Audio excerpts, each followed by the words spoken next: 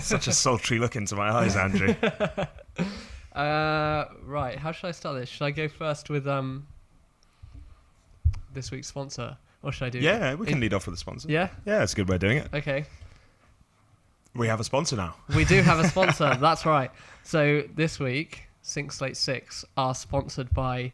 KAIHI? KAIHI, which is a Japanese-inspired dodgy, but not in the perverse sense, in the actual sense of dodging, game about keeping your Onigiri Yeah, nice. alive from hungry jaws and crazy blinking eyes. Dodge, survive, repeat. It's a fun arcade game which features cute vector art and a pumping soundtrack and geared for the commuter gamer looking for a quick 2-minute fix. Pre-order for free by searching for KAIHI on the App Store or by clicking the link in the description.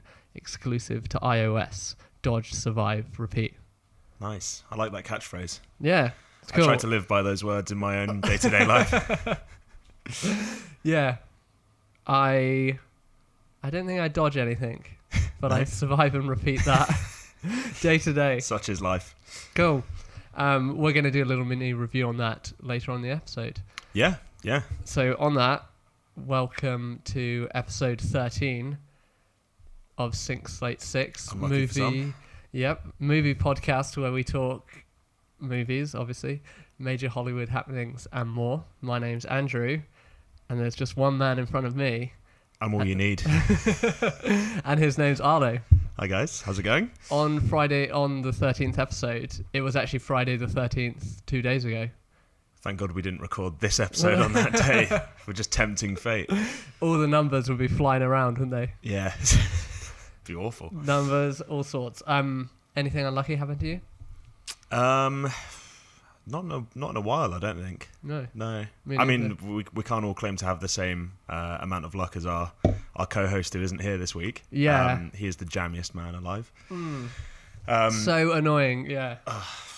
The amount of times we went to university together. The amount of times he would like take the jackpot out of a fruit machine or something like that. You just hear like bells and see lights in the background. Joe's like walking back towards you with like 80 quid and pound with coins. that big grin on his face. Oh. He's that friend that like if you're at an outdoor gig or just walking on the street will spot like a £50 note or something like that. Yeah. He's I think he's told this story in the podcast before, but where he was at the baseball game in Korea. Oh yeah. Or was it a baseball game? Or something anyway, maybe a theatre or something like that. And he got picked out to win a flat screen TV, which he then gave to his in-laws, which is quite nice. So this week we're going to review Hustlers. Yeah. But before that, I have some news for you. Ooh. Do you have some news for me?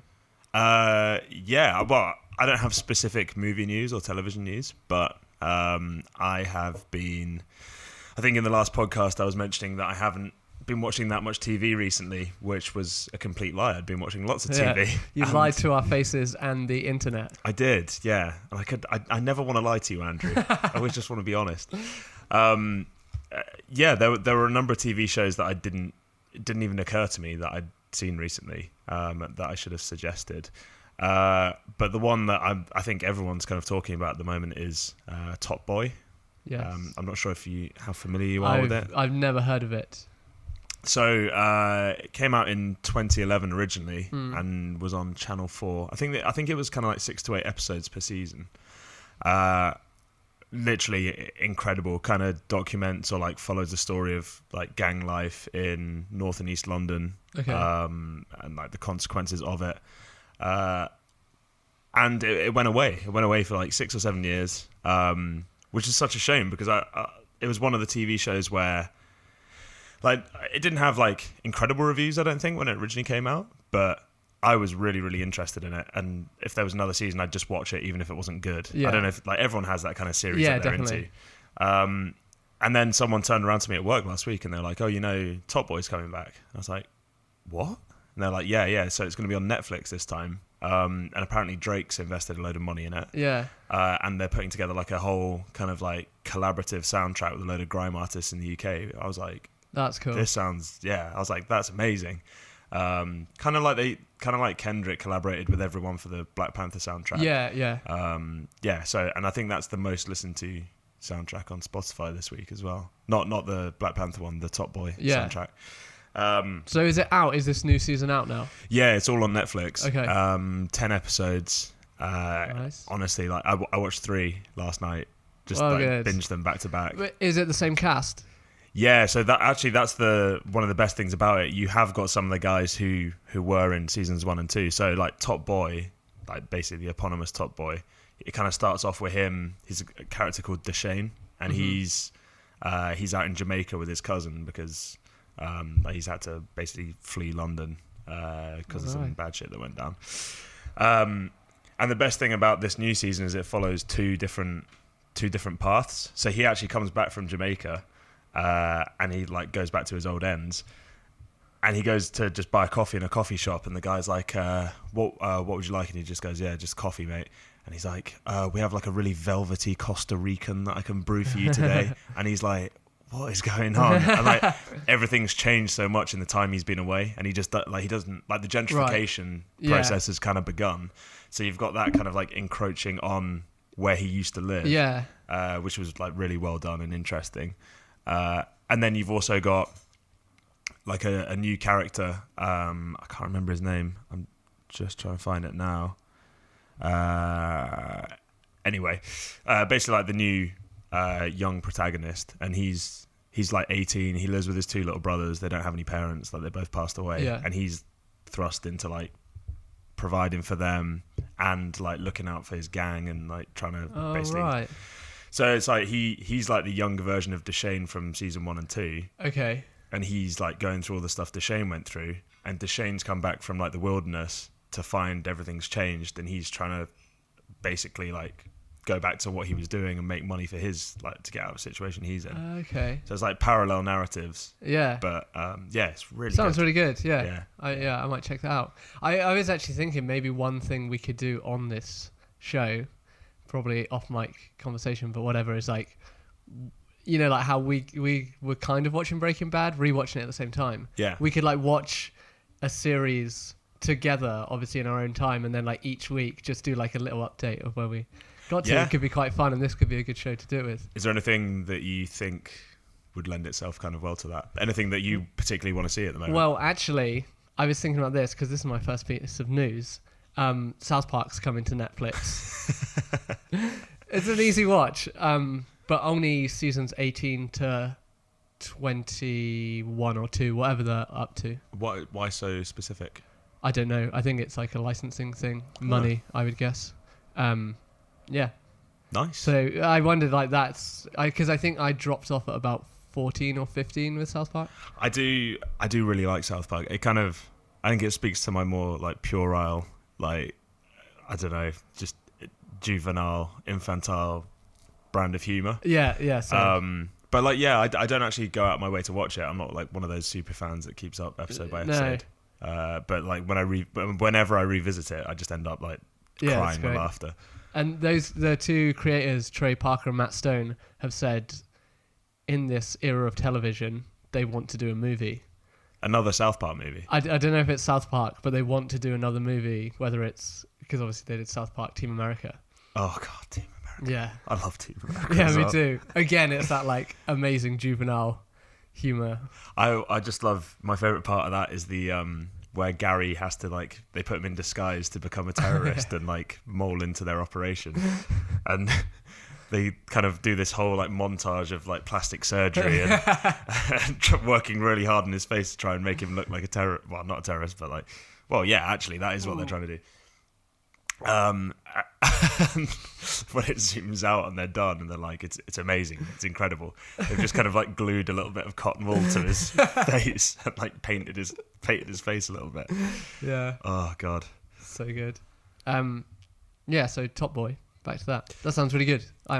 Yeah. Yeah. I mean, I think for anyone who hasn't seen the initial seasons, they're probably out on the internet somewhere. Would you need to watch 1 and 2? No, before? not at all. Not at all. That's quite good. I think what's really nice about it is like new viewers can just go straight into season. It's branded as season 1 on Netflix. Oh, interesting. Yeah. So it's like a soft reboot type thing. Yeah, exactly. Yeah. So if you haven't seen it before, you can just go straight into season 3, and you'll get to know the characters as you go along. But if you're a returning viewer like I am, and you kind of you want to know you're like, oh, where's Deshane been? And then you see that he's out in Jamaica. You're like, oh, this is interesting. Yeah. Like, what's gone on there? And then he's coming. Anyway, I don't want to ruin too much. Okay. But yeah, it's got cool. something for everyone. Like, do you know the reason why they brought it back after so long? Does it just investment from Drake among others? I'm really not sure. I was waiting for it to come back for ages and ages and ages, and it never did. And I don't know if the Drake investment is an actual thing, or whether this is just something one of my co-workers told me. Oh, right. He's featured in the soundtrack. Interesting. Yeah, he did back it. Okay. Yeah. That's quite cool, actually. That it's yeah. But it's one of those things, isn't it? I mean, Drake's got so much what people would call clout. Yeah. That's the anyway, the way I pronounced clout just then. That's what people are. I think this is why it's got so much attention. Is like he's invested in it. He's such a point of interest, and if he's getting behind something, then it's usually going to be like an event, isn't it? Yeah. Yeah. So it's interesting. People listen to him. I mean, both his music and his business ideas. I mean, I don't pay much attention to him, but he's just a superstar. Yeah. Okay. Right. One of those types. Yeah. So I'm just reading through this thing now. If you're a fan of Drake, you'll know the Canadian star is something of an Anglophile. He's notoriously a big fan of UK grime collective Boy Better Know, and apparently a fan of the original Top Boy series. Well, that's cool. Yeah. Yeah, that's really good. That show is just too good. There you go. Yeah, it's great. It needed a reboot.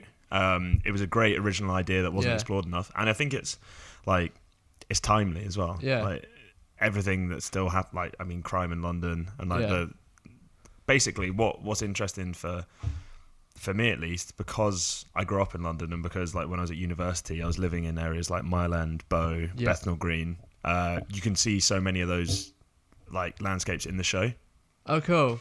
So I think it's nice that they're touching upon the gentrification of, I mean, especially East has just like gone through it quite rapidly, hasn't it? Yeah, definitely. And Shoreditch as well to an extent is in the show. So yeah, it's much easier being like when you can place yourself in the show, like in the surroundings, and you know them really well. Yeah. And you think all this stuff must still be going on. Like, I mean, yeah, I just don't take it into consideration. I never I'm never aware of it. Yeah. Actually, the amount of times I walk past people on the phone and they're slinging drugs in some form of sense. Yeah. I'm like, all right, that's just like, of course it's going on. Yeah, maybe it's just part of like routine life for us. I don't know. Yeah, like obviously people come up all the time like crack, weed, marijuana, cocaine. Yeah.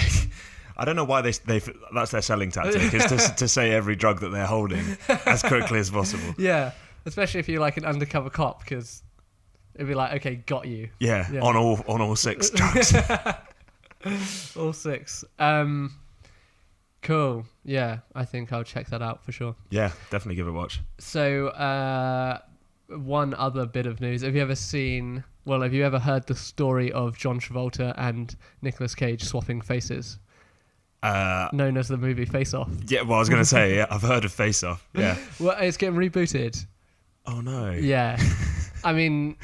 With those two? No, I hope so. One of them dies at the end, I think. Can't remember. Oh, yeah. Yeah, I think John... Or is it ambiguous? Because of the face switch? I can't remember. Yeah, anyway. One of the Fast and Furious producers is helming this. Oh, good. Yeah, so you know what you're in for. Oh, love it. Yeah. That's going to be an interesting one.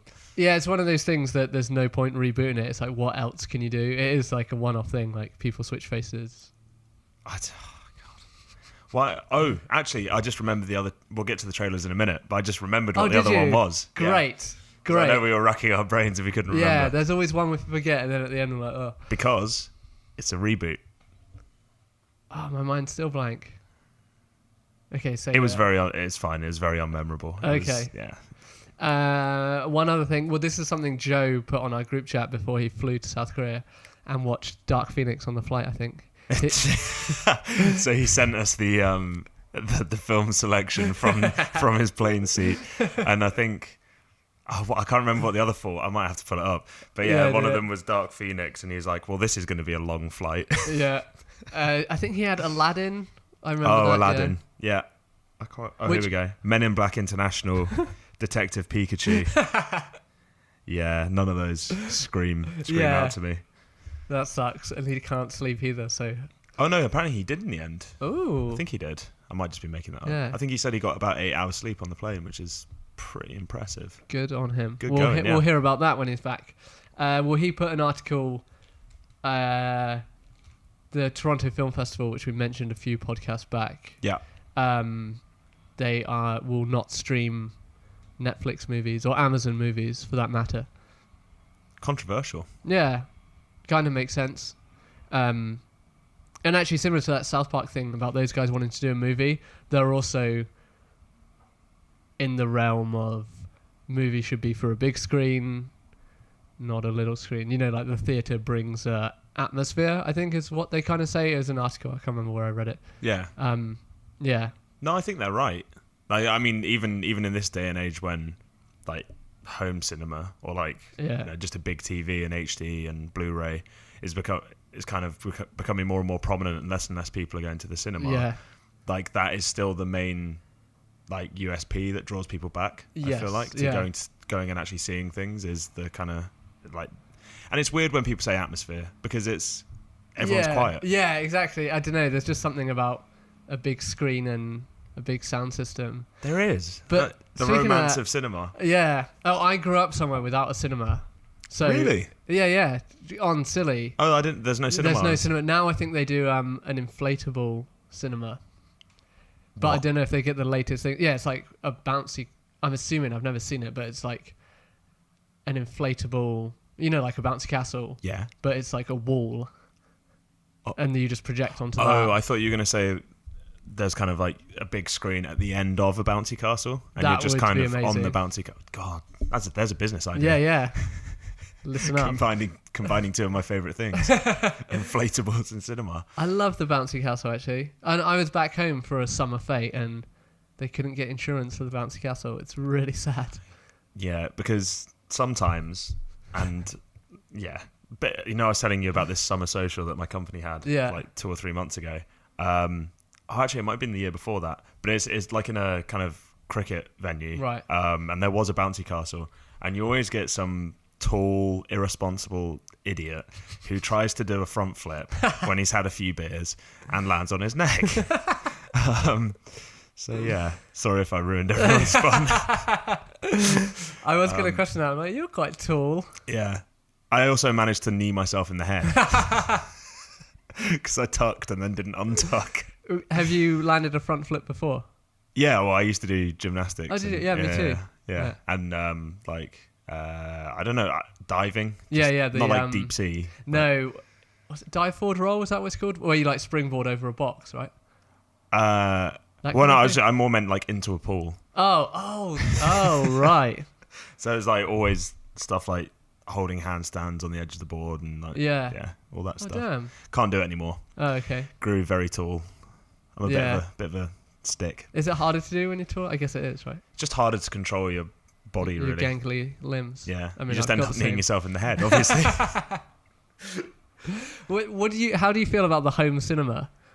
I much prefer going to see something. Yeah, same. Like even if it is the Odeon and it's a bit extortionate and the popcorn tastes like shit. I'd still rather Was it that bad? It wasn't nice. And also I'm not really going to go into customer service.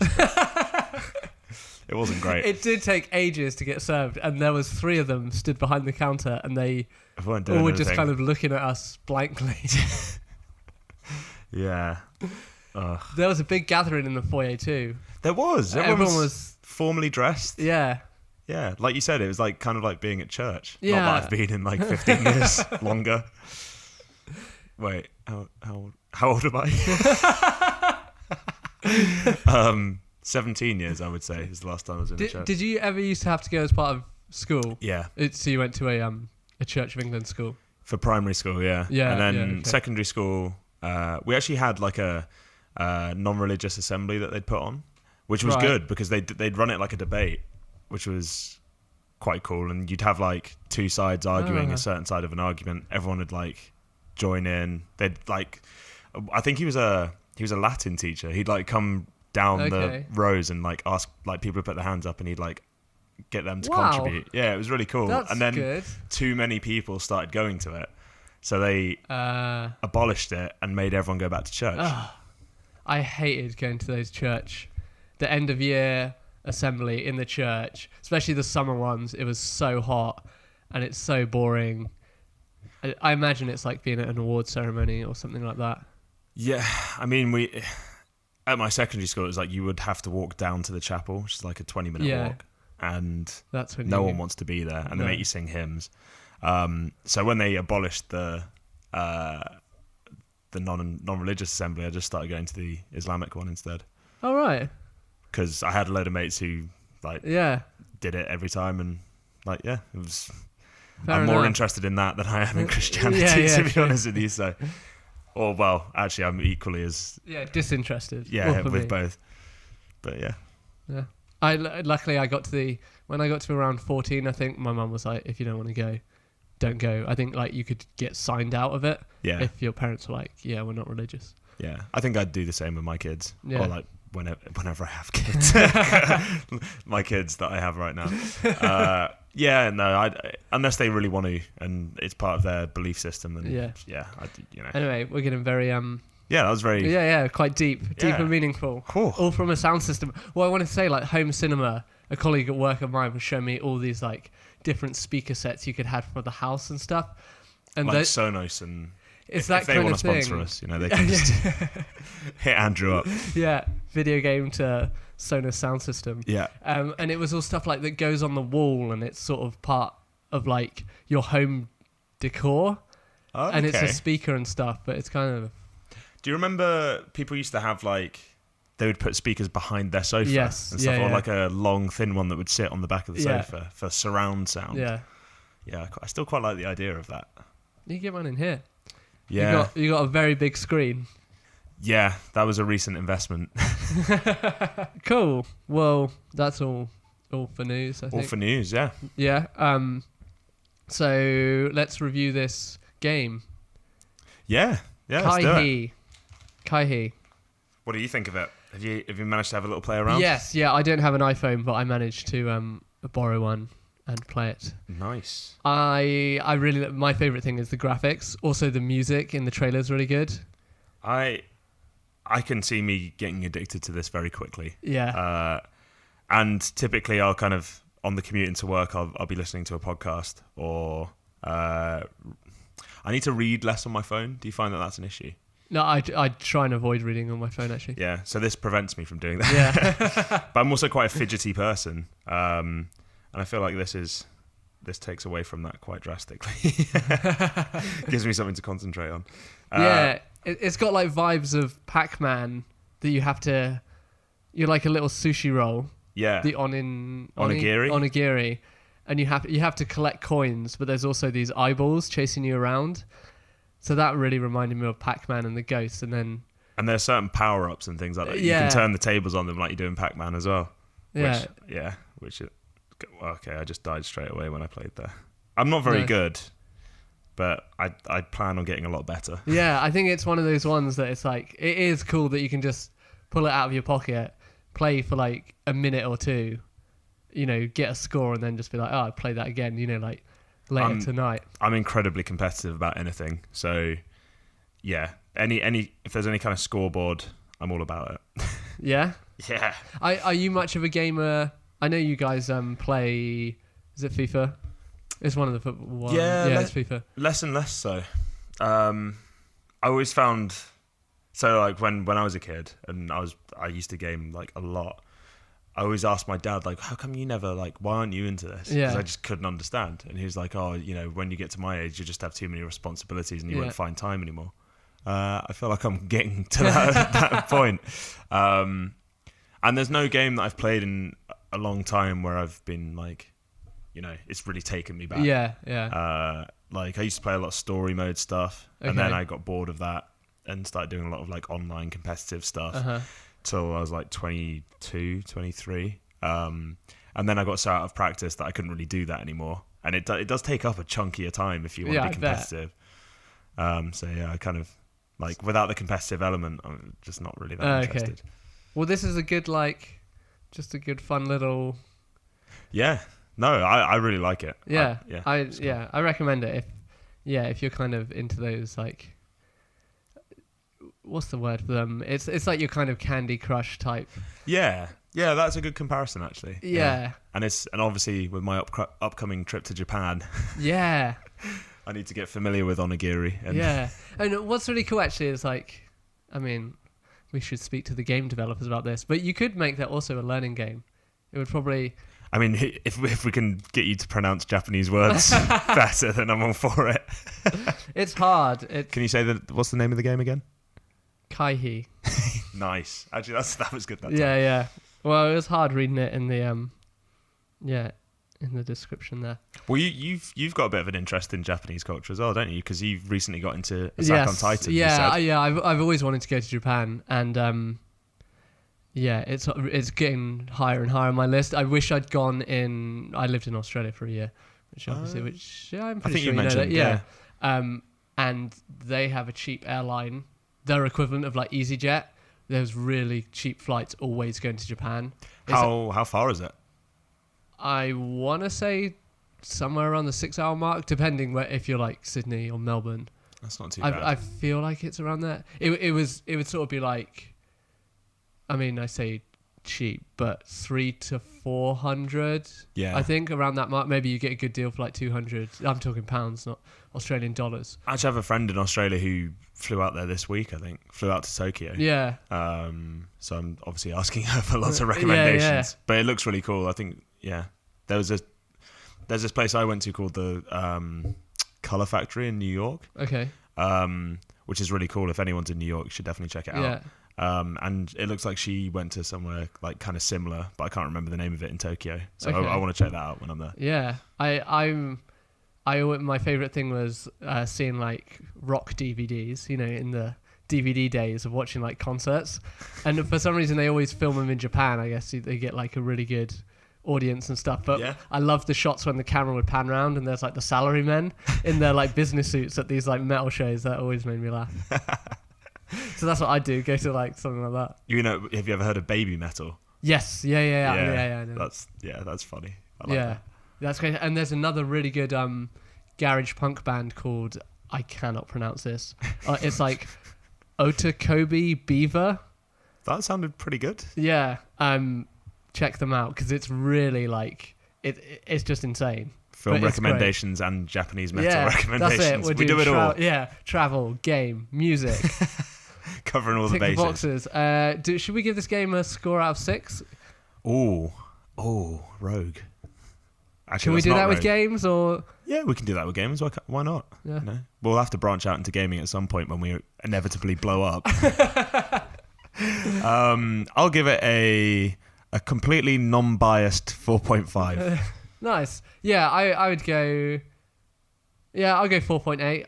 I think like just being a fan of the music. I'm not really into like, especially like, just quick gaming like that. But it's really fun. It's just enjoyable. Yeah, and there's definitely like a lot of room for like iteration and like development as well, isn't there? Yeah, like exactly. You could do so many things with it. Yeah, it's a good platform to work off. And like I say, it feels like one of those kind of like Flappy Bird when that came out. Do you remember? Yes. Yeah. Yeah, it's got like so much, I don't know, propensity for people to just can't put it down. Yeah, it could become like have this little cult following. I feel like. Yeah, definitely. Cool. So we watched Hustlers this week, but before we get there, we had some trailers in front of the movie. We did. It was a nice empty cinema, wasn't it? There was. Yeah. So I feel I actually felt more comfortable imagining that we were gay lovers, Andrew, and that we'd gone to see this film together, because I feel we were under the watchful gaze of a couple of women in the theatre. Yeah, for sure. Who were like, who the fuck are these two? Yeah. And why have they come to this film? Well, this morning, Joe called us both perverts for going... Well, I like to break boundaries. Yeah, me too. They call me the boundary breaker. Yeah. No, they don't. But that's a good... alliteration. Alliterations. Yeah, there we go. Yeah, it's not the type of film we would like normally go and see. And I feel like sometimes you need to put yourself outside of that comfort zone and see these kind of films. And I thought it was really good. Yeah, I'm really glad. Yeah, we will get there. So the first trailer was called Knives Out. That's it. And it stars Daniel Craig, big cast. Chris Evans, Jamie Lee Curtis. Yeah, who you said she looked like... Tony Danza. She looks more and more like Tony Danza with her big grey hair these days. I didn't even recognise her. Yeah, neither actually. Loads of Michael Shannon as well. Oh, it was, wasn't it? So that I said this to you afterwards, but it's got a very Agatha Christie, was stuck in a big house, someone committed a murder, who done it. I think it's even in the captions, like the who done it of the whatever. Yeah, in the tagline. And you know the difference with kind of crime, not crime mystery, but what would you call this? It's like a murder mystery. Murder mystery. The difference in at least narrative in terms of literature is that it's told backwards. Oh really? Yeah. Oh, you're right. So it starts the with the murder happens. Yeah. And then works back from there. Huh. Yeah. Wow. yeah, totally. Do you know what? The more and more like words and stuff and things like that you teach me, I'm like, I wish I studied literature at university, but I very loosely studied literature at university. I don't think I learned all of that at university. Really? Independent of. But I don't think that's how it...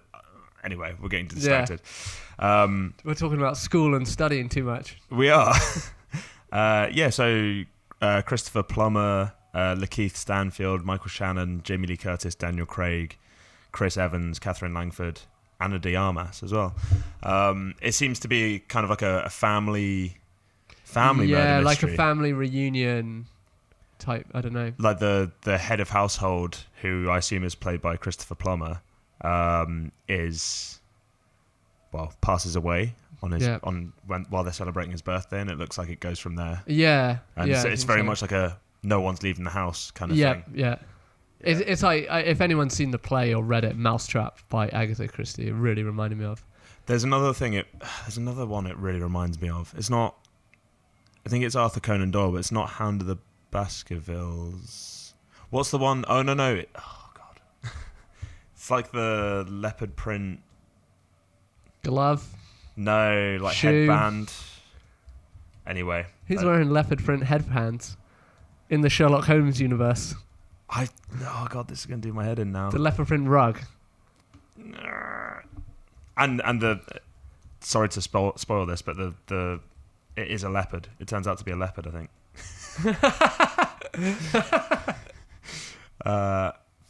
Okay, I'm not going to find it, and I can't remember it. But okay. Yeah. Check it out. When it first came up, I was like, oh, is this a new trailer for Bond? Because it is. The first shot of the trailer was Daniel Craig in a suit. Yeah, but he seemed a bit more quirky than his... Yeah. I mean, Bond is very stoic, isn't he? Yeah, true. I think this... I think that could be... It didn't look terrible. It didn't look like amazing. I'd probably watch it. It was... Chris Evans seemed to be taking on a different role for once, which was quite interesting. He's not just this beefcake. Yeah, exactly. He kind of took on more of a comedy role, and he's trying to, like, I don't know, goad everyone. I feel like he's got some comedy chops. Yeah. Well, he's obviously done so well off the MCU. Yeah. I'd love to see him try like something more dramatic as well. Have you seen Sunshine? No. Which is like a sci-fi thing where they've got to go to the sun and do something. The sun. Yeah. It's set in the future, and it's kind of like an Armageddon type deep impact. You know, there's like meteors, or the sun's gonna meteor. I can't speak today. You're looking a little bit meteor today. Yeah, when he's like the captain of the ship in that, and of course he is. Yeah, it's Chris Evans. He's captain everything, and yeah, he's pretty good in that. That's more like dramatic than action. It's kind of like an Alien type vibe going on. Yeah. Nice. Okay. Pretty good. Danny Boyle directs it. Oh, really? Yeah. Oh, okay. I'm definitely watching it. That's cool. I like Danny Boyle. And then up next, we got the next Spooky House movie. Now I'm going to really struggle to remember what this was called. It was Ready or Not, was it called? Yeah, it's about playing hide and seek with a deranged, murderous family, starring Margot Robbie.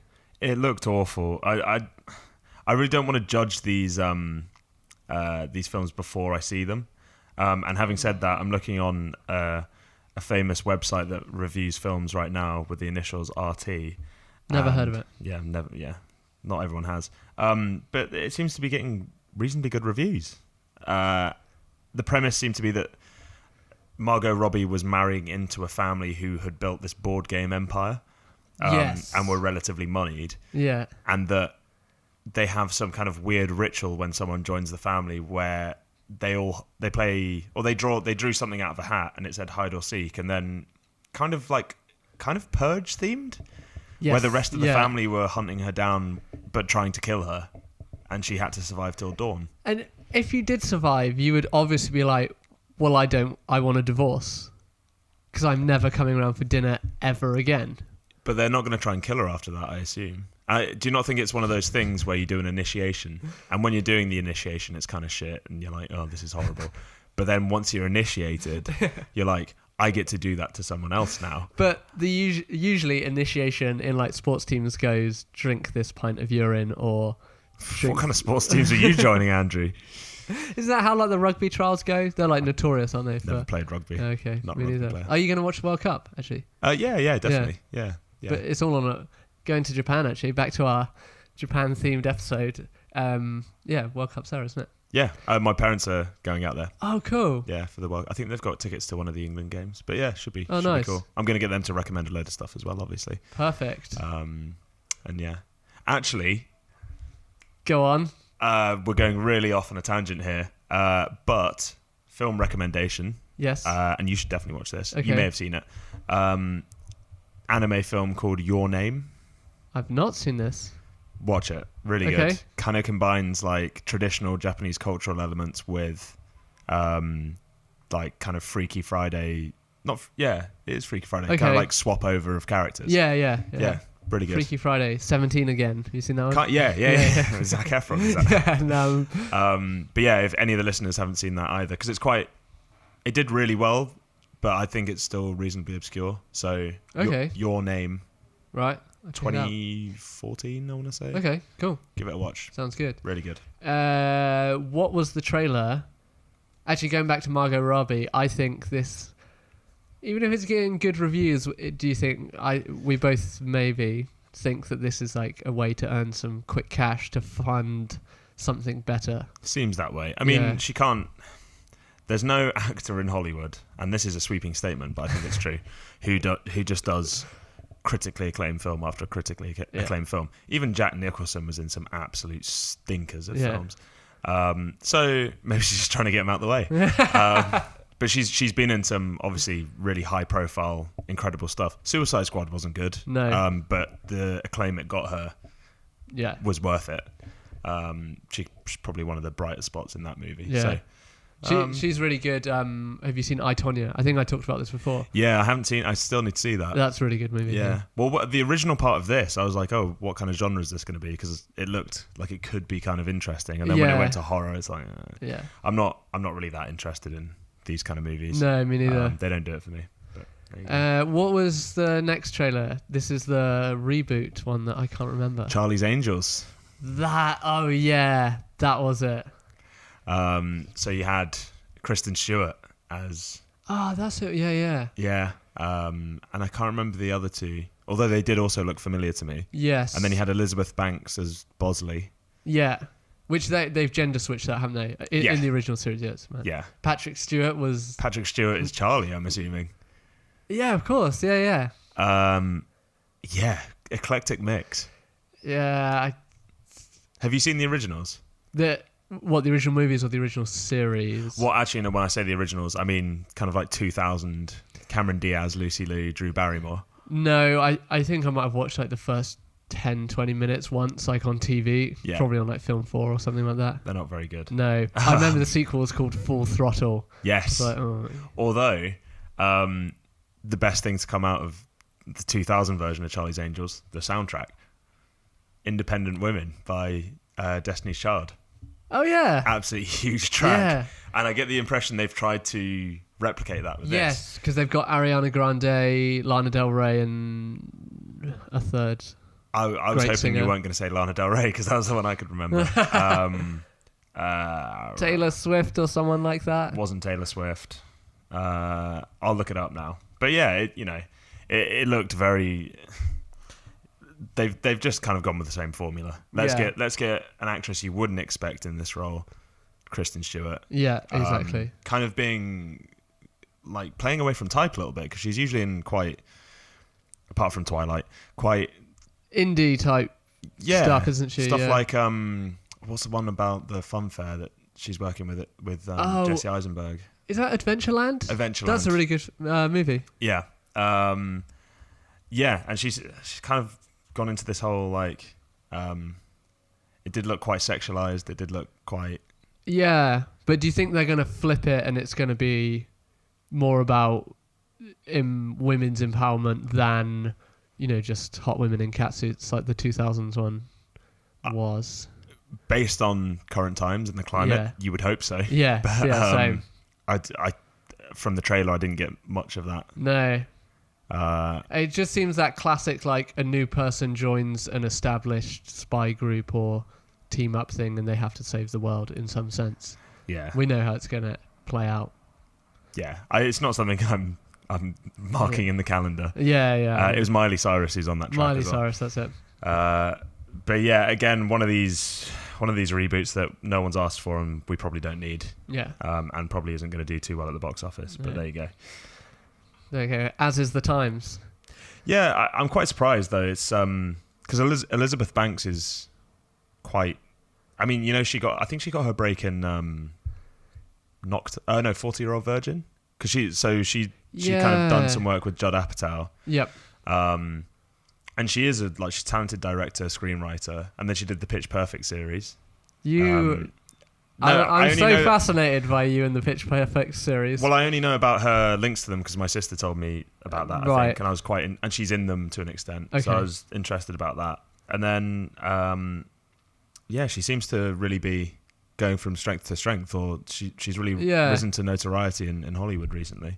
Yeah, it's quite good. It seems like she's come into the Hollywood world in the later game and is sticking around. Yeah, which is definitely cool. I'd like to see her do some more leader film because she's never at the front really. Did she do Brightburn, or was that? Oh yeah, maybe that was her. That was about what if Superman, but he's evil. No, was that not Brightburn? Maybe, I can't remember. But yeah, I'd like to see her do something. Make that move that it is Gone Girl. Oh yeah, Rosalind Pike. Yeah. Rosamund Pike, sorry. Oh yeah, sorry. I'd love to see her do something like have that similar acting breakout where actually she's gone off the radar, Rosamund Pike. But, yeah. Was she in our comeback episodes? She wasn't, but she would have been a good one. Yeah. But yeah, I feel like there's realistically a point where Elizabeth Banks could write something that's Oscar worthy, I think. Yeah. That might not be an opinion a lot of people share because I think that's quite out there. No, but, I could see that, yeah. Yeah, just based on her journey to date. Yeah. Yeah. And then the last trailer was Joker, which we have talked a lot about. Yeah. It was quite a brief one, wasn't it? Yeah. But I'm so excited. It's looking great, yeah. I'm so excited. Yeah. 4th for us here in the UK, I think. 4th of October. 4th of October, yeah. I think what's so impressive is, I know all films do this, but the flash up of all the reviews and just the number of 5 stars. Yeah. Obviously, if we're on there, it'd be 6. Well, hopefully. Who's to say we won't be on there?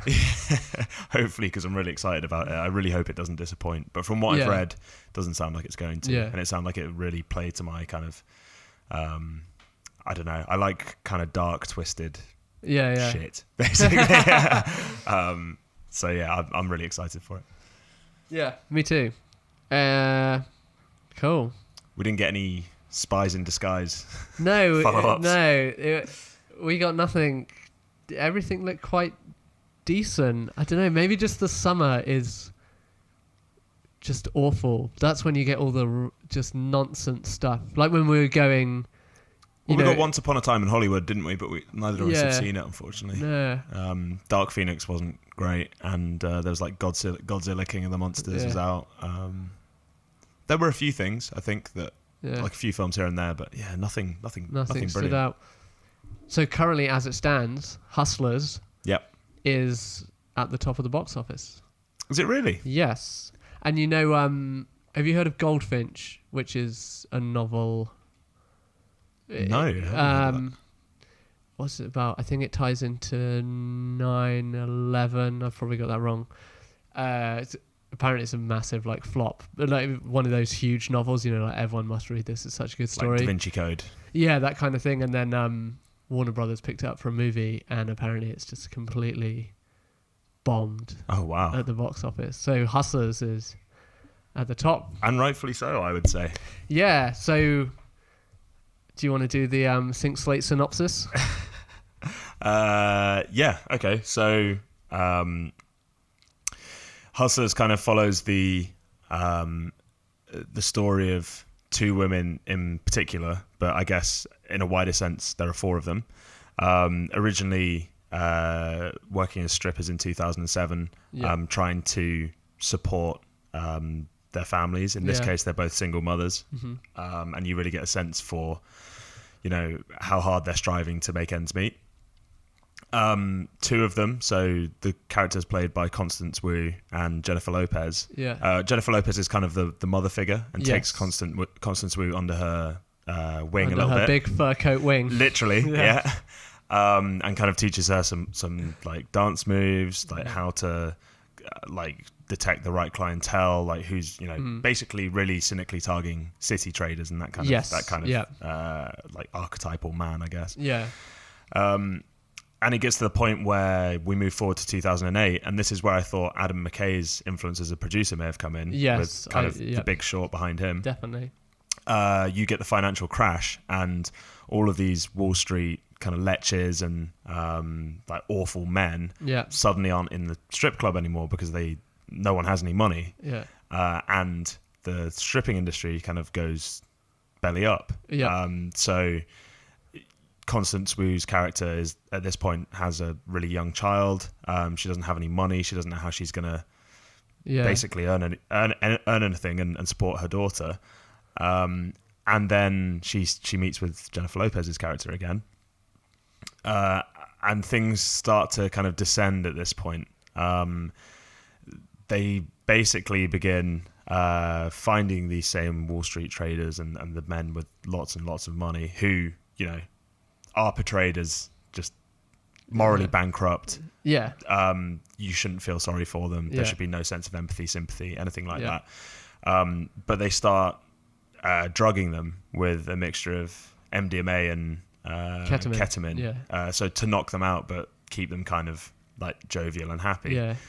When they're knocked out, they take their card, they max it out, and then they just leave them. And not a lot of these men, they see it as like, no one will report this because no one's going to report that they had a night with strippers, and like they don't want their wife to find out, that kind of thing. And it kind of documents what I thought was really nicely done is that it flicks between 2007 and 2013. So Constance Wu's character is talking to Elizabeth. No, it's Jessica. Is it Jessica Stiles? Yes, you're right. Who is an investigative journalist trying to find out a bit more about what happened.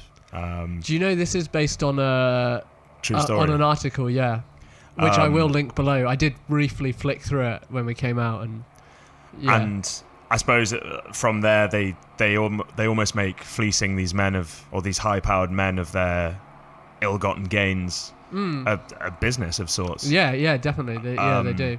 But more than anything, you get a real sense of like female companionship. Definitely, I thought that the scene where they're having Christmas together and they're all like, it's only women in the room and they're all like so happy and like conversations flowing was really nice. It's really good on that, and the cast is like solely female too. I think there's not even like a supporting guy in there really at all, is there? No. Well, I mean, you get Dan Aykroyd briefly and really strangely, because I know Dan Aykroyd of like Blues Brothers fame, which is one of my favorite movies.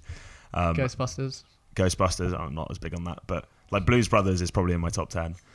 And to see him even briefly, was like, whoa, that's weird. It threw me. You said to me in the cinema, it's Dan Aykroyd. I was like, oh shit. Yeah, he looks completely different. Yeah, he does. And then you get kind of cameos from Cardi B as well. Yeah, and Lizzo, she's playing a flute in the backstage room. That's pretty good. That was brilliant. Yeah, actually, I guess we do no spoilers. I guess that's the synopsis anyway, and I suppose it's their adjustment to trying to make money from. It's basically these women, or this group of women, against the corruption of men, the patriarchy in modern day America. Yeah. Which I thought was like really nicely positioned. Yeah, and there's a really good line at the end, which I won't say, but that sums it up. That was incredible. I think I know the line you're talking about, because it really stuck out to me as well. Yeah, we can mention that after. But was it the thing that kind of made it a microcosm? Yes. Yeah. It's really good. It's really solid. The humor's really good. Yeah. It is quite jokey, but it's not. I don't know. It just feels natural. Yeah, I think you do buy into the characters as well. Yeah. As much as I was saying, so I mistook Lily Reinhart for Amber Heard, and I do think they look spectacularly similar. By the way, both spectacularly attractive too. Yeah, I mean, both beautiful. Yeah. But I thought her character was quite gimmicky. Basically she's sick anytime she can't deal with the situation. And I think you're meant to laugh at that in a physical humor kind of way. By the end I was kind of like, ugh. Yeah, I think they did it just one too many times. It was all right. Yeah. But then they did just slightly overdid it, which is a shame, because that was like the only kind of slapstick. I guess the woman that comes in like towards the end. Yeah, her character's called Dawn. I'm not sure who she's got red haired. Yeah, she's a bit like gimmicky. She felt crowbarred in. Yeah, but then I think they had to find a plot device to drive the main characters apart a little bit. Yeah, Jennifer Lopez is incredible. She's been working out. Yes. She must have done. I also think so. One of the things that really stood out to me at the start of this film was like women like dancing on a pole in general. Like, you must have to be in such good shape to do that. I wouldn't be able to do that. No way. And her abs were insane. Yeah. And she's 50 years old. I know, that's incredible. She is because there's a scene where she's teaching the dance moves. Yeah. And you see like all her muscles and stuff doing it, and it's like, wow. And I think I turned to you in the cinema, I was like, how old is she? And we were thinking like 40s, but 50, that's like just turned 50. Yeah. I think. It's incredible. I'm not going to look like that at 50. No way. And she, I can't, from what I've seen of her acting before, I remember it being trash, but she is so good in this. I think she carries it, actually. She does, to a degree, yeah. I think when we left the cinema, I mentioned Gisli to you. Yeah. Which is like absolutely panned. It's her in a film with Ben Affleck from 2003. And it's got 6% on Rotten Tomatoes. That's how good it is. But yeah, she seems to have progressed as an actress. I thought, she did kind of carry this film. I think Constance Wu was good. I felt Constance Wu. I felt at the start she was a bit hit and miss in like the first act, I would say. I kind of found her a bit wooden, I guess. But I don't know if she's going for that as like the kind of new shy girl. But then she got better as it went on. She played the kind of like sense of wonderment quite well. Yeah, like obviously Jennifer Lopez's character she's called Ramona in the film. Yeah. Is like this idol to her from the get-go. Yeah. This mother figure. But yeah, it was a difficult one. I think it's like her role was so diverse. It was like a little bit of like being so impressed with Ramona, and then also like that you only find about her family history right at the end, which seems really important and kind of glossed over quite a bit. but it does explain a lot of her abandonment issues. Yeah. And yeah, I don't know. I thought her performance was pretty good on the whole as well. Yeah. But like you say, like a few parts here and there where it could have been a bit stronger. Yeah, I really and all the supporting cast are great too. Yeah. I cannot remember the names. Mercedes, whoever plays Mercedes, she's really good. I'm gonna look up the cast names now. Yeah, yeah. I forget her name and I forget what she's been in, but I've seen her before. She thinks Kiki something. Is that? Yeah, that sounds right. Let me just bring up the cast list. Bear with. Oh, it's got a really bad rating on IMDb, but anyway. What do they know? What do they know? So it is Kiki Palmer plays That's Mercedes. Obviously, we've already said Lily Reinhart, who plays Annabelle. Mercedes Rule as mother as well, or mom, as they all kept calling her. Oh yeah. Was funny. Cardi B's character was called Diamond. Yeah. She was good. Yeah, she was quite good comic relief. Yeah. I don't know if you I think we said, didn't we, you didn't know why she was called Cardi B. Yeah, say it. It's really cool. And actually, Cardi B used to be a stripper. Yes, she did. In her previous career. She's called Cardi B because her favourite drink when she was stripping was Bacardi Breezer. And it kind of just stuck. So she became Cardi B. Yeah, I can't find too many other... Justice? Oh, she's right at the start. And then, yeah, as you already mentioned, Julia Stiles as the investigative journalist. Do you think... Really strong female cast, though. Yeah, all of them really good. Do you think they spent too long with the setup of the strip club, or do you think that was needed for it to progress into what it became? I think that bit was needed. Okay. Because if you're going to make a film about this, it has to have a certain grounding in that material. Yeah, true. And I think they did that quite well on the whole. Like when she was kind of known as the new girl when she first joined. Yep. When she's the kind of pan shot that follows her up the stage. Yes. She does the kind of like quick spin on the pole and then walks back off the other side of the stage. I thought that put you in the moment quite well. Yeah. Have you ever... I mean, you don't have to answer. Have you ever been to a strip club? I haven't. Haven't you? No. I've been twice. Once... No, I want to justify this. Once was a stag do, so I had to go. I mean, I guess I didn't have to, but it's like I would wait outside in the rain. Yeah. And another one, I think, was a birthday. Both at the same places, and I hate them. They suck. They are just not nice environments to be in. I can only imagine that it sucks, like working... It's so far and having to deal with that. Yeah, it's so far from anything I'd feel comfortable. Yeah, I really... The both times I go, the place I went, it was like the bar was... It was an L-shaped room, and the bar was like the bottom line of the L. Okay. Just trying to describe an L shape for audio, it's quite hard without using my hand. So the bar was there, so I'd always just sit at the bar and drink and just and stay in there, and all the dance platforms were around the corner. So I was like, I don't want to be a part of this. What's it like for someone who's never been? If you're not into it, it's just it's just not my thing. That just whole kind of, I don't know, animalistic thing that guys do. It's shown so well in the movie.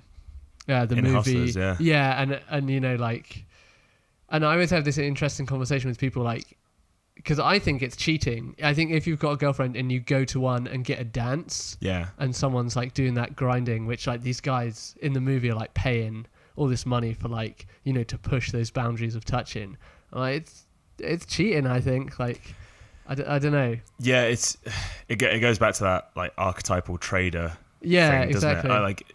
You do see, or the type of guys that were interested in that kind of thing, in my experience, are city boys, as you'd call them in London. Yeah. And they're clearly there's a type as well. Yeah. Yeah. I don't know. I don't come across that many people it does appeal to, guys. I mean. Yeah. Even women as well. Yeah. And actually touching on that, I think a really interesting point of comparison for this film is probably Magic Mike. Yeah, true. The male version. I think that Magic Mike touches on drug issues within male strippers and how tough they find life. Yeah. The second one's a bit ridiculous and focuses more on XL. the dancing. Yeah, that's more of a fun reboot. But the original one's quite serious in its subject matter, and I feel you do get a bit of the a similar relationship between Matthew McConaughey's character and Channing Tatum, as you do with Jennifer Lopez and Constance Wu in this. And obviously their relationship breaks down in Magic Mike. But have you seen it, by the way? No, I've not. It's really good. I mean, it's not what people say it is as a film, the first one. There are quite serious elements to it. And yeah, nice point of comparison, I think. Okay, cool. Yeah, I like that. The kind of reasons for, they're stripping or whatever. Everyone's just trying to pay the bills. Yeah. And it's nice that obviously to see how the financial world, not just the people in it, but then the people that caused this crash, how it just had this knock-on effect, to a strip club, because it's like they talk about a lot the business of the strip club, and you also see how they have to like divide their money, like the shares, like who gets it, and whatever. And it's really interesting to see like that world, I guess behind the doors of it. Yeah, I like that. I've never been, where I've never been. Yeah, exactly. Yeah, I think touching on what you said about like men aren't in the film like at all, or at least not for very long. You get that, like, even I was just thinking about when she has the kid, because she has her daughter, Constance Wu's character, who's called Destiny. Or she's originally called Dorothy. She's called Dorothy, but that's not a very good stripper name. So she goes to Destiny. When her daughter's born, the guy, you get this male inconstancy, don't you? You get the guy being like, I'm always going to be there for you. Yeah. Like, you don't have to worry about anything. I'm like just going to love you and like basically chill out.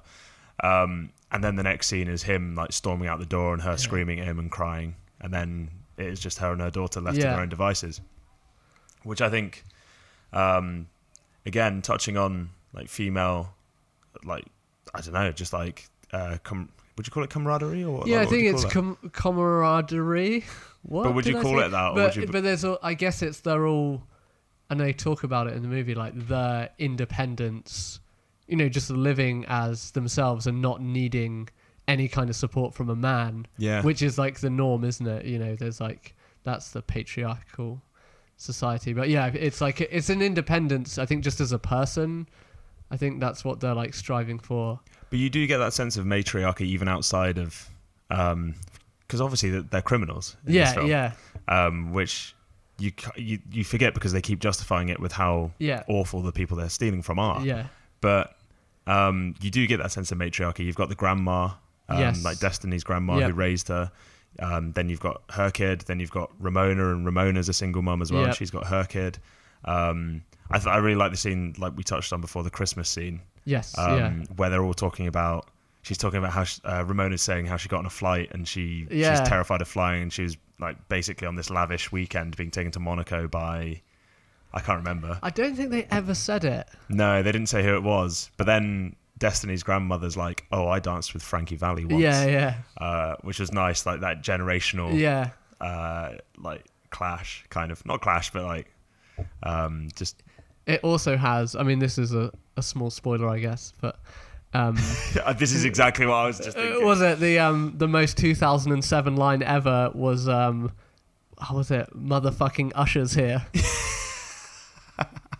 So I think I turned to you at this point of the film and said, who's like, why did Usher's PR team sign off on this? This is an awful idea. And also it's kind of the end of the strip club sequence, right?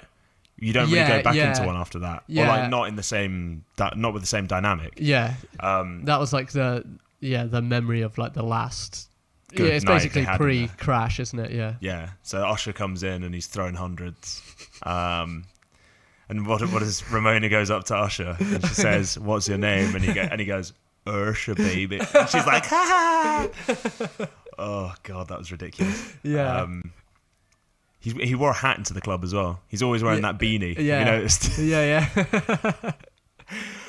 So yeah, Usher was in it. Weird, very strange appearance. Yeah. Cameo. Yeah, really bizarre. But also very much of the time, so good actually, yeah. They captured the zeitgeist perfectly. 2007 Usher. And actually, like all the other men in the film, he's gone in an instant. Yeah. So that was they kept the themes really well there. Oh, God, that's funny. Yeah. What did I want to say? Oh, one thing I really liked. Great soundtrack. Like diverse soundtrack. Yeah. I really liked. There's lots of good ideas in here, like of the, I guess, the cinematography and direction. Some of them kind of feel rushed, like they're a really good idea, but they didn't finish it off. And this is one of them, but for the most part, it's really good. They do this cool thing with sound and the tape recorder and like the volume levels and how it works around like being interviewed and stuff. Yeah. But they only sort of do it towards like the last third of the movie.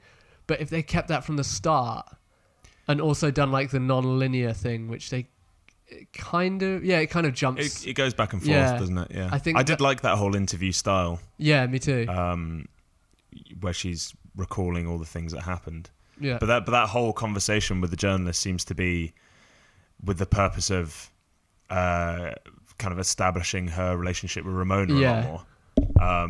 And to all intents and purposes, what she does at the end of that interview is she's like, what did Ramona say about me? Yeah. Because you get the impression that she wants to reach out to her again. Yeah. And she does still love her. I was really it was really good. taken back. Me too. I wasn't expecting to like it, and I thought it was really good. I think a few episodes, probably somewhere towards the start, remember we were seeing those trailers, and like between every trailer there would just be a flash of Hustlers coming soon or whatever, and we were just like, well, that's nonsense. But it's very much not nonsense. And I think you mentioned the tape recorder thing. Yeah. When she forcibly just grabs it and turns it off, doesn't she? And the sound goes until Julia Stiles' character walks out of the apartment. Yeah. I didn't actually notice that until you mentioned it. Yeah, it was really cool. And they did something with like raising the volume when I think they were playing back or... Yeah, there was something. It was cool. Yeah. There's some like good kind of like... I guess, I don't know what it's called in the movie world, but kind of like art direction ideas that added to it. But also it's like some of it isn't present at the start. Yeah. Which is kind of strange for me. Do you think there was some influence coming in from the producers? So Will Ferrell produced this as well. Jennifer Lopez, of course, was an executive producer, which wasn't surprising. But so Adam McKay, or Mackay, however you prefer to say it, and Will Ferrell both had hands in this. And I could kind of see a little bit of their influence. I couldn't see much Will Ferrell because the comedy wasn't as over the top as he would be. Maybe that is a stretch to say that he had. Yeah, I feel like it's more Adam McKay than Will Ferrell. Definitely elements of him and his directorial style to a degree. Yeah, definitely. I don't know if you saw. So the bit with the bit where the financial crisis happens. Yep. And you kind of flick to the I don't know what US network it was, but there was a newscast reporting Merrill Lynch, or was it Merrill Lynch that went out of existence? I forget. One of those institutions, one of those banks. That had feels of kind of Big Short. Yep. And to a lesser degree, Vice. If you've seen that, I've seen it because it relies really heavily on news footage from the time of the event to tell the story. Yeah. So there was a bit of that, which I thought, but not too much. No, just enough to there was, when I was sort of settling into it, there was bits you could start to see certain influences, and it's like, I don't want that to creep in too much, but I think they kind of kept it right, I also think they nailed the realization that what they were doing was wrong. And that they were criminals. Yeah. Was it Doug, the character is called? He's basically the unluckiest man who ever lived. Yeah, that's rough. Because at that point they're having fun, they're stealing all this money. Yeah. And then they're living very lavishly. Yeah, too lavishly, if anything. But this guy, they draw in this guy, and his house burnt down. His wife leaves him, and he's got a young kid. Yeah, and then they fleece him, and it's on his company card, so he gets fired from his job, and then he has to default on his mortgage because he can't afford to pay it anymore. And at that point, it's it really hits home that the gravity of what they've done. Because I think they say this too. Someone says it in the movie. I think it's Jennifer Lopez's character, but saying, and I agree with this too, that all those bankers that caused that crash should be in prison, but none of them were. I very much agree with that. Yeah, I completely agree with that as well. But I think, but for them to justify it with what they did, because you never know like someone's full background as to. Well, and from a viewer's perspective as well, you kind of, well, I can't speak to how you saw it, but I did think, yeah, that's completely justifiable, or I was almost convinced it was justifiable. Yeah, and then you me too. really think about it, and you're like, it's a grey area kind of. Yeah, which is really good, which is what the movie's about, because it's all very. Yeah, it's kind of. Is there a good person in this? Is there a bad person? I don't know. I mean, I'd say the bankers are the bad guy. Even them getting like date raped, which they essentially are. Yeah. You just don't. I don't know. It is. Yeah. A really like large area of conflict. I hope it gets a lot of talking points, because I thought that the whole date rape thing is a very interesting point that I don't know if it happens in the States as much as you hear of it here in England. Like, especially around, I remember being at university and always, there was like something had been in someone's drink. Yeah. A lot of that definitely goes around here in England. But they touched on it very briefly, because the fact that it's flipped on its head, that it's women date raping men. Yeah. I mean, I guess it can't really be called date rape if there's no sexual... Whatever. Well, no, yeah. Yeah, but you know what I mean. Spiking. Spiking. Yeah, spiking. There we go. Yeah, that was really interesting, and I feel like they could have gone deeper with that. They didn't, but does subvert expectations. Yeah, yeah. Or, not expectation, but it's predominantly males who do that to females. Exactly. I believe, and especially like you said in UK society. Yeah. To have that flipped on its head was really interesting. Yeah.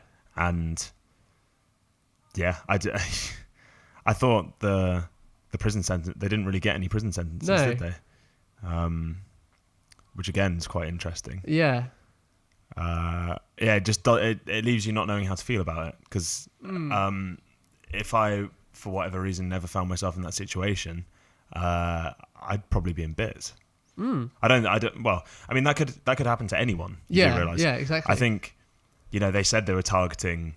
Actually, and this is another point. They said they were targeting Wall Street traders, etc. But then they did start casting the net wider. They do get greedy, which is another like theme of the film, is greed. Really, from the bankers to, these guys, these women, should I say, that start out as like Robin Hoods, steal from the rich, give to our poor selves.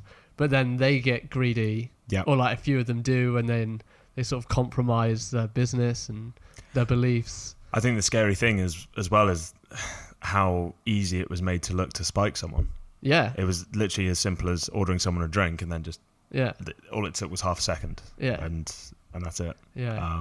And I think you saw that progression as well. It started off with the kind of horrible, seedy men and them taking advantage of them. And they kind of became less so as they got greedier themselves, as their own sense of avarice kind of took over, and they were getting hold of nicer guys like Doug. Yeah, exactly. And you drug someone, they're never going to be themselves. Yeah. So I don't know. It's really interesting. Yeah, it was so many interesting themes in this. Yeah, film. Definitely. I really hope it does. Like, more people go see it. I think like I will recommend. Yeah, I don't know if it's the brand. I think some men are scared of seeing films like this. I think so too. Yeah, I completely agree with that. Because they may not understand the subject matter. Yep. This is never going to be marketed in the same way as something like Magic Mike, is it? No, it's like, look at Channing Tatum's washboard abs. Yeah. You're not going to be like, I don't think the film would be sending out the right message, or it wouldn't be consistent in its message. Yep. If the poster for it was Jennifer Lopez on a pole. Yeah, yeah. And it isn't. I think the poster is actually just their faces with some kind of like neon lighting. Okay, yeah. Which again is a really interesting aspect to this, because the marketing team must have had like we want to keep this kind of almost feminist message to the film. Yeah, yeah. It's about strong female figures who go too far in their quest to just be comfortable in life and like initially. Be true to yourself as well, and not let anyone take you for granted, or I guess fleece you. Well, I don't know. So there's I'm just gonna pull up the That's the poster for it. Oh, cool. Yeah. So it is just... Well, interestingly, actually, looking at that, so when I first heard of this movie, I knew they were stealing from rich people, but I thought we were going to get a more... have you seen Wives? No. That kind of heist movie. Wives is really good. Wives is... There's this crew of like rich thieves, they steal, they do these like big heists, Ocean's 11 style heists. Yeah. But they all die, they all get compromised, so all the husbands die, and then it falls to the wives to pay it off, but they have no idea of this. So then they have to do their own heist. It's really good. That's a good premise. Yeah. I like it. And I feel like Clint Eastwood directed it. Ah. Yeah. But I could be wrong. Or it's Great Escape Man. Steve McQueen. Yes. I think it's him actually. Yeah? Yeah. Nice. I'm going to give that a watch. Yeah, it's really good.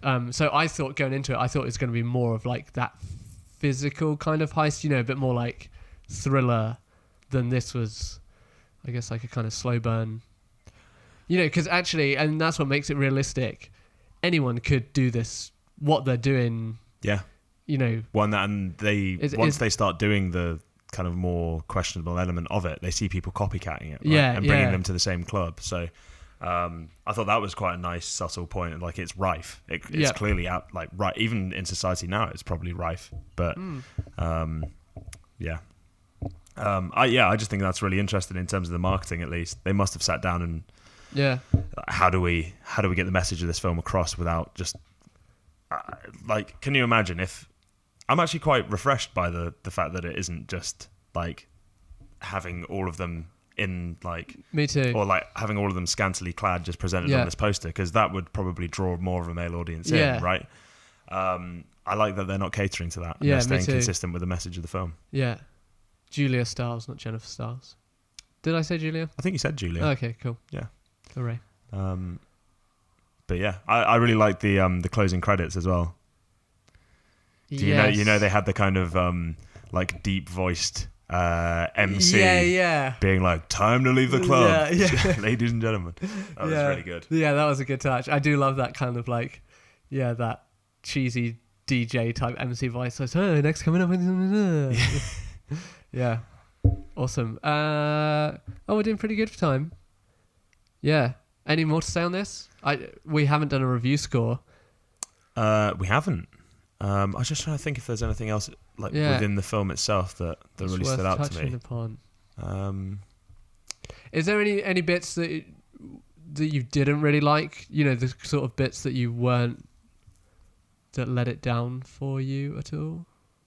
I think maybe this was just because she hit it as a character herself, but I feel like the abandonment storyline that came out later via the investigative journalist in terms of Destiny's childhood was kind of... Nice, Destiny's childhood. Was rushed a little bit, and... Yeah, and that whole dream thing... I thought the dream sequence was a great metaphor for her feeling of helplessness. Yep. That to me spoke really, I don't know, really loudly. I think everyone's felt like that at some point in their life. Mm-hmm. And it was quite visceral. It was. Yeah. I was kind of, partly I was like, I don't want to be in a position where I go home and I have this dream. That sounds horrible. But yeah, they could have maybe established her parents abandoning her. Yeah. And it doesn't get said that they were immigrants until right at the end of the film, I don't think. Yeah. But her grandma seems, I don't know they don't say where they moved from, but her grandma already seems quite settled in the United States. Yeah. I suppose the part where she passed away as well was quite, actually that was good, because it was a low point for Destiny's character. Yeah. And then you had her and Ramona reunite after that, which was nice. Yeah. And it kind of set the stage for they will always just kind of gravitate back towards one another, and have each other's backs. Yeah, which is really nice. Did we get a reunion with them right at the end? Oh no, but we had the story that Ramona told. Yeah, it was really nice. That she carried around a photo of she said Dorothy, didn't she? Yeah, Dorothy when she was like a child. Teenager. Yeah. Which was nice. Yeah, it was really nice. That's one of those where it's just you don't need to say anything more than that. Yeah. Yeah, that was I really think this movie did that so well. Just being so subtle in those kind of... Because there could be a danger of you could do something like that and make it really cheesy and just kind of like, ooh, like ham-fisted. But this whole movie is just like, I don't know, it's really good. I recommend everyone watch it. Yeah, I'm the same. Joe, when you get back, because I know you listen to this, you should see it at some point. Yeah, you're going by yourself, buddy. Although there were bits at the start where it was just like a lot of stripping and I felt a little bit uncomfortable. Although, you know, all credit to J-Lo for getting into incredible shape and clearly practicing really hard at the dancing element of this. When I just searched the article for it, then there was another article saying J-Lo, could this put J-Lo as a Oscar nominee? Yeah. I could, potentially nomination worthy for sure. I think so too. Yeah, I probably wouldn't say winning, but I can't think what else. You know, what movies have we had where there's like such a strong performance for a whole movie? Do you know what this reminded me of slightly as well? I think there's a film called Burlesque. Was Cher nominated for an Oscar for that? Oh, really? Maybe not. Actually, no, definitely not. But Elements, at least, are kind of that cross, like a well-known or renowned female music artist moving into film and acting. Yeah. And doing a really good job of it. Yeah, I think so. I definitely think she should be nominated. Yeah, for sure. Yeah, I don't see why not. Yeah. I didn't ever really believe in the acting talents of Jennifer Lopez until neither. I saw this, and I was really, I think we both said how surprised we were, how well she carries the film. Yeah. And at times, all the emotion in it is on her shoulders as an actress. And I also felt when I was watching it that I feel like if she wasn't in it, it probably wouldn't be as good. Like if she wasn't carrying it, I feel like it's weird to say a lesser actress than J-Lo, but I feel like you'd really need someone strong to like hold it together, like the proverbial glue of the family she is in the movie. Yeah. Oh, very nice. Thank you. Yeah, it feels like she's cast perfectly. Yeah. I don't know why. I don't know where this has come from. Yes. It's so out the blue. She holds the film together to an extent. And as we said, I don't think Constance Wu is good, but without...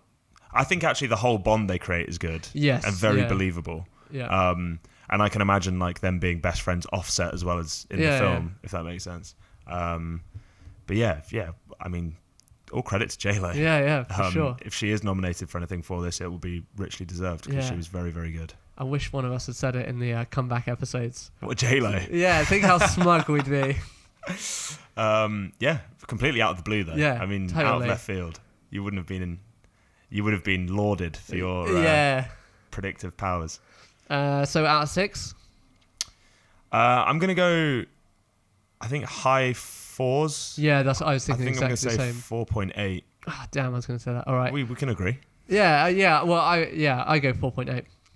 And for anyone, male or female, and actually I'll particularly implore male listeners, go and see this. It shouldn't be out of your comfort zone. One of the first films I've seen in a long time that kind of really addresses the patriarchy and how women rebel against that and why it's such an issue in modern day society. Yeah, definitely. And I think as well, if like you've got a date coming up or you have a girlfriend or fiance or wife, whatever, go with them because it's such a good thing to talk about afterwards. And I would really love to get a woman's perspective on this movie. It would be awesome to like hear that because, there's obviously certain things we'll never know about being a woman that, might speak louder or they might actually be like, actually, it's not that good a movie or whatever. Yeah, potentially. I think there are a couple of my colleagues this would be right up their street. Yeah.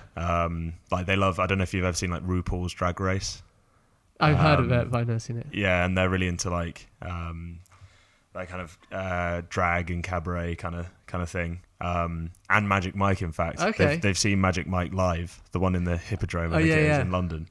I think this would really appeal to them, and I think it could.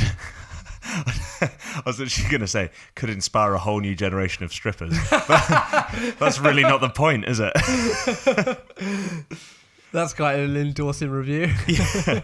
Or do you want to return to the one line at the end of the film that you were going to highlight? I guess major spoilers, but we've kind of done a spoilery-ish review. Yeah. But yeah. Do you want me to say it or do you? Well, no, yeah. I'll probably butcher it. It was oh